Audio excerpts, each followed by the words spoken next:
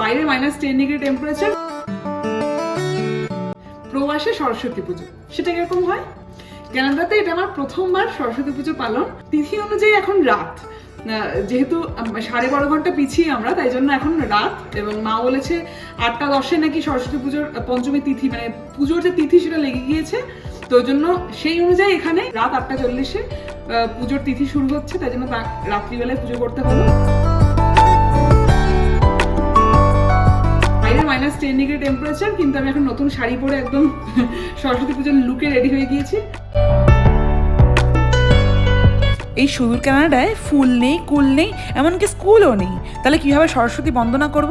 ওই চটপট যা পারি আর কি, নিজে হাতে এঁকে বিদ্যার দেবীর পূজা। যাই হোক, আজকের ভোগের মেনুতে রয়েছে নিরামিষ পনিরের তরকারি, লুচি, 5 রকমের ফল, লাড্ডু, এই সব আর কি। এখানে যেহেতু মানে পাত্র প্রচুর পরিমাণে থাকে না, তার জন্য এরকম টেম্পোরারি ব্যবস্থা করতে হয়। যাই হোক, অলমোস্ট রেডি। এবারে বেশ ভোগটা দিয়ে শুরু করবো পুজো।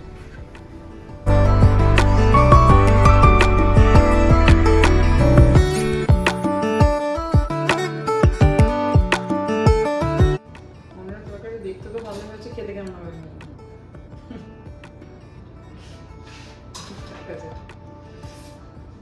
বলো তো, নাকি ভোগের জিনিস কখনো খারাপ হয় না? দেখো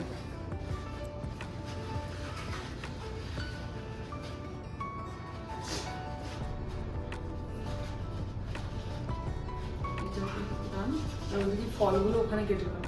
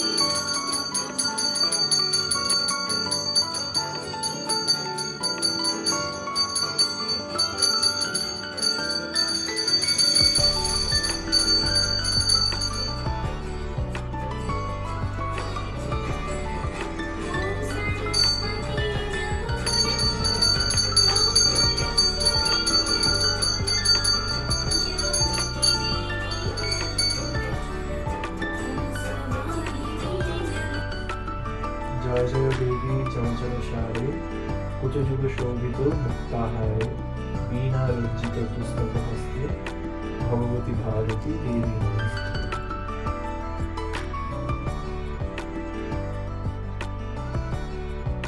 এইভাবেই কানাডার বাড়িতে ঘরোয়া পুজো হলো সারা। এবার আমরা প্রসাদ নিয়ে বসে একসঙ্গে খাওয়া দাওয়া শুরু করলাম। তবে যা বুঝলাম, বাবার কিন্তু খুব ভালো লেগেছে। সে বারংবার করে আমাকে বলেছে যে না, আজকালকার মেয়েরা খুব একটা পুজো আর্চা করে না, তোমার মধ্যে এই যে বিষয়টা আছে না, এটা আমার খুব ভালো লাগে। আমার তো বেশ ভালো লাগে কমপ্লিমেন্ট শুনতে। ভালোই কেটেছে বেশ সরস্বতী পুজো এবং আজকের দিনটা। যদিও সময়ের অভাবে সরস্বতী পুজোর ব্লগটা একটু দেরি করে দেওয়া হলো, তবে তোমরা কিন্তু আমার ভিডিওটা ফেসবুকে দেখবে তো অবশ্যই, ইউটিউবে গিয়েও একটু দেখো। কিন্তু ইউটিউবে যদি ভালো লেগে থাকে তাহলে একবার সাবস্ক্রাইব করে দিও। আমি চেষ্টা করব আরও নতুন নতুন ব্লগ নিয়ে আসতে।